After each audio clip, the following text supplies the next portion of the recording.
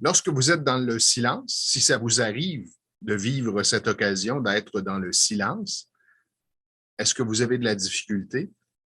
Est-ce que vous êtes bien avec ça? Et est-ce qu'il y a quelque chose dans votre tête qui tourne constamment? Hein? On le dit, on a entre 65 et 80 000 pensées par jour.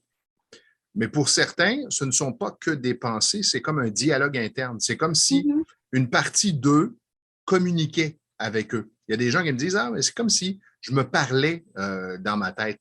Et sans souffrir de maladie mentale, je pense que tout le monde peut vivre ça à quelques occasions. Mais est-ce qu'on s'arrête pour observer quel genre de dialogue? Est-ce que c'est un dialogue positif, négatif? Mhm. Je pense à Dr. Serge Marquis, que j'aime beaucoup, qui a écrit Le Pensouillard, pour ceux qui ont lu son Oui, petit livre. Pensuyard le hamster. Oui. Oui, l'hamster, puis quelquefois, il le nomme le petit monstre. Hein? Le petit monstre là, qui est dans ma tête, qui m'accapare tous mes sens, qui ne me lâche pas. Ça, souvent, on s'en rend pas compte. Comme tu disais, avec 65 000 pensées, on se promène.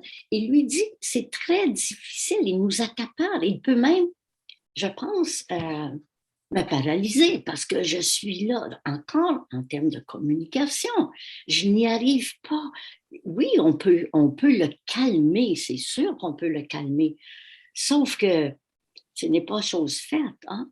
Ben, la C'est, première chose que je conseillerais, moi, c'est de respirer et respirer oui, de façon abdominale. Parce que oui, si vous êtes en mesure de vous détendre en contrôlant votre respiration, vous allez ralentir le rythme cérébral et le rythme cardiaque.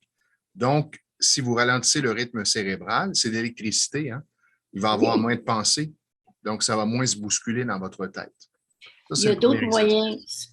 Si seulement on utilisait ce moyen dont tu viens de nommer, Stéphane, on pourrait atténuer ce petit monstre de beaucoup. Moi, je lance ça là, de 50%. L'autre conseil que je donne souvent, c'est de questionner, vraiment d'entamer, d'ouvrir la discussion. Alors, si par Oui, exemple, dans ma tête, il y a un doute, ouais, mais je ne suis pas correct dans cette situation-là, je n'aurais pas dû faire ça. Mais là, je m'arrête et je me dis, comme si je dialoguais avec cette voix là, ou cette pensée que j'ai, OK, sur quoi je me base pour dire que je ne suis pas correct? Est-ce que c'est la exactement. vérité ou c'est une Oui. perception?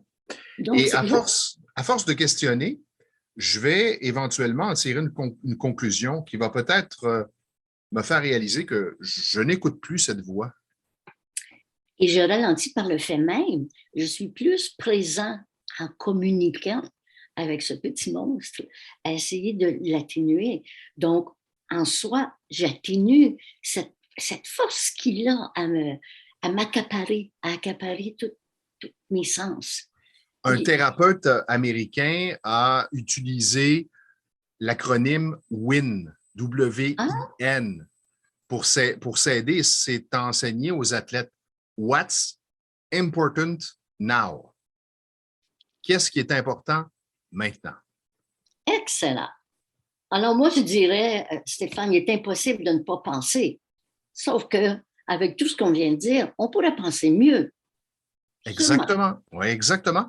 Et c'est encore là de mettre en application, puis d'observer c'est quoi le meilleur outil qui va avec moi? Qu'est-ce qui fonctionne le mieux pour moi? On pourrait faire une liste, le sport, la musique, la méditation, le yoga.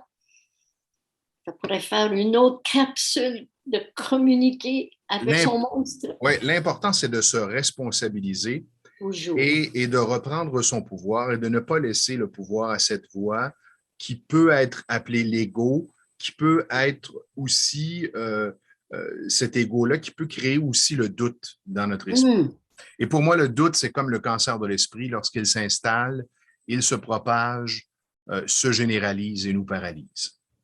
absolument, absolument. Alors, où êtes-vous maintenant? Mhm, Qu'est-ce qui est important maintenant? Juste ces deux questions-là, ça peut vous aider. exactement.